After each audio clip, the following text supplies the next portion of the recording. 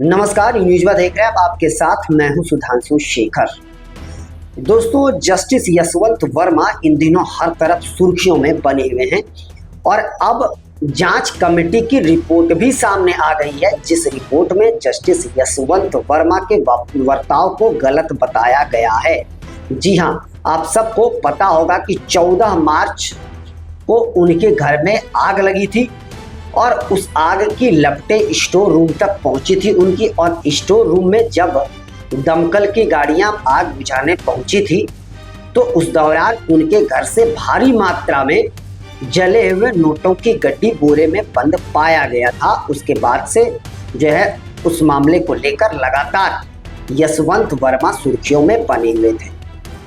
अब मैं आपको बताऊं कि यशवंत वर्मा को लेकर जो नई कमेटी का गठन करा गया था, जिसमें हरियाणा पंजाब हाई कोर्ट के पूर्व जस्टिस, इसके अलावा हिमाचल प्रदेश के जस्टिस, वहीं कर्नाटक के जस्टिस, 3 जजों की एक कमेटी गठित करी गई थी जो लगातार इस मामले को जांच कर रही थी। और अब कमेटी ने 64 पन्नों की रिपोर्ट सौंप दी है, जिसमें कई खुलासे सामने आए हैं। रिपोर्ट में यह पाया गया है कि जस्टिस वर्मा का बर्ताव गलत है। साथ साथ यह कहा गया है कि किसी भी सरकारी बंगले की जिम्मेदारी उसी व्यक्ति की होती है जिसे वह बंगला आवंटित किया जाता है, और उस बंगले में वैसी कोई भी चीजें नहीं रखी जानी चाहिए जिससे आम आदमी को किसी प्रकार की कोई समस्या हो।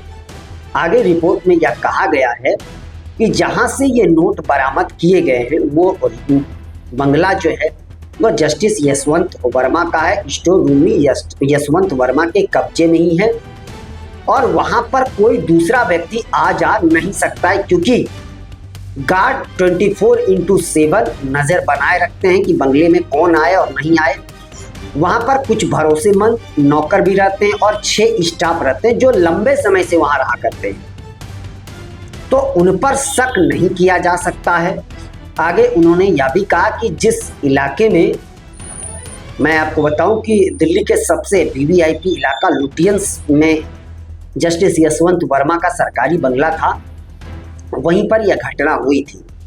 तो रिपोर्ट में यह कहा गया है कि यह बंगला उस जगहों पर है जहां पर कि हमेशा वीवीआईपी सुरक्षा की व्यवस्था होती है, उधर किसी का आना जाना अन्य लोगों का बेहद ही मुश्किल है, और इन परिस्थितियों में वहां कोई और जाकर नोट रख सकता है, यह संभव है ही नहीं।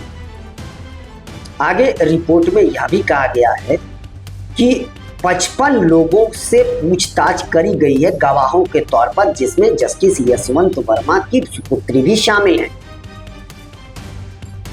इसके अलावा दमकल टीम, कई पुलिस अधिकारियों से जो है वह पूछताछ करी गई है और उसके बाद यह रिपोर्ट तैयार करी गई है। और मैं आपको बताऊं कि 14 मार्च को उनके बंगले में आग लगी थी, उसी दिन जले हुए नोट का खुलासा हुआ था, और 22 तारीख को तत्कालीन chief justice of India Sanjeev Khanna ने यह कमेटी का गठन किया था और कमेटी ने रिपोर्ट भी सौंप दी थी। रिपोर्ट में उन्हें दोषी पाया गया था, जस्टिस यशवंत वर्मा को।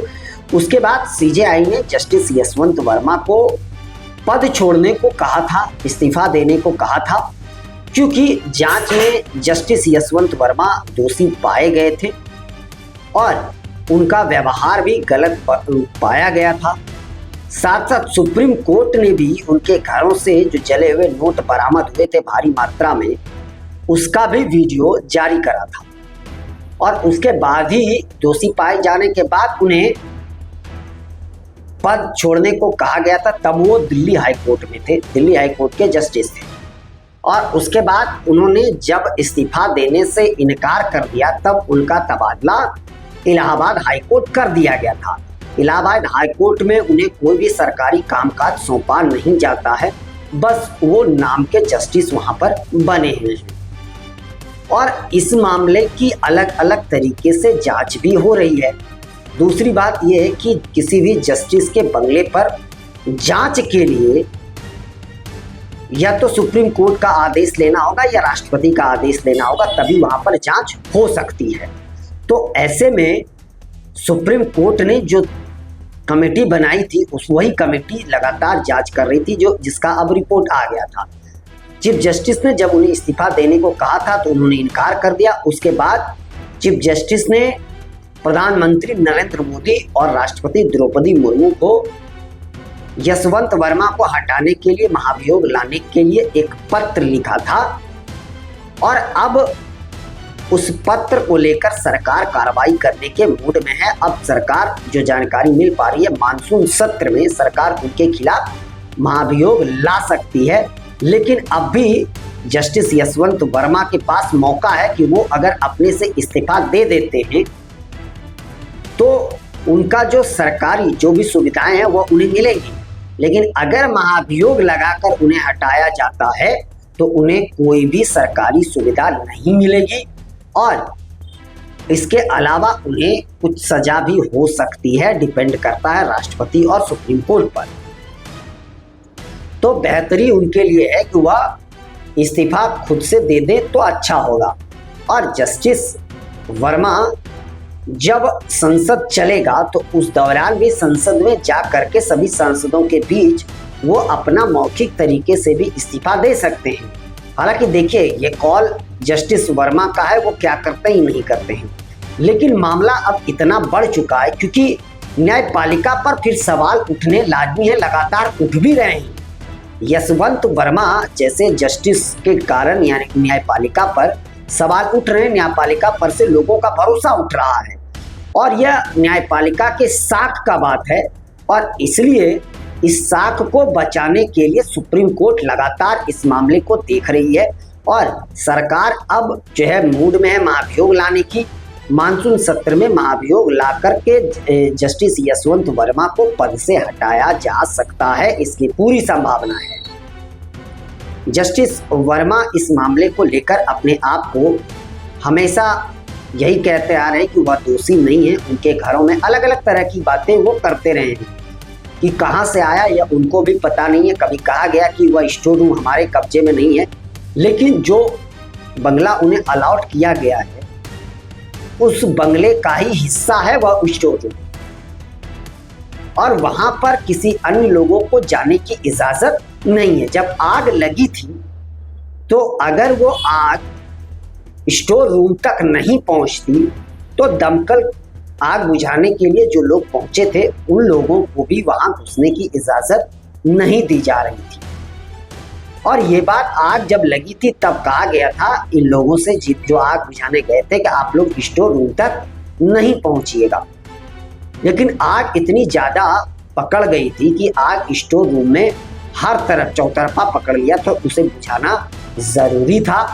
और आग बुझाने के क्रम में ही दमकल के लोगों को जो है और पुलिस कर्मियों को वहां से बोरे में बंद जले के नोट पाए गए थे। और यही तक नहीं, उसके एक दो दिन बाद जब सफाई कर्मी सफाई करने आए थे तो पेड़ के पत्ते जो जमीन पर गिरे थे उन पत्तों के नीचे भी जले हुए नोट पाए गए थे। तो संदेह और भी यशवंत वर्मा पर बढ़ता जा रहा है। हालांकि ये इन मुद्दों को लेकर अब राजनीति भी गर्म है क्योंकि कांग्रेस अब कह रही है कि जब केंद्र सरकार यशवंत वर्मा के खिलाफ महाभियोग लाएगी तो हम उसका विरोध करेंगे।